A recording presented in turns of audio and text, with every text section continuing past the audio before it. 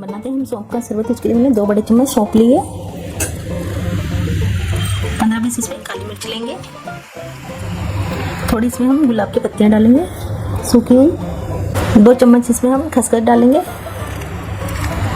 और मिश्री का पाउडर डालेंगे 2 चम्मच। इन सबको हम पीस लेते हैं जार में डाल के।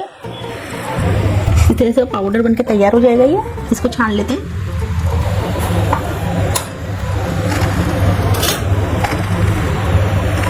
इस तरह से इसको पूरा छान लेंगे हम। इसमें हम 4-5 इलायची का पाउडर डालेंगे। इन सबको मिक्स कर लेते हैं। इसको हम जार में भर लेंगे ताकि इसमें हवा नहीं लगे। इसके लिए 2 चम्मच पाउडर ले रही हूँ सौंफ का।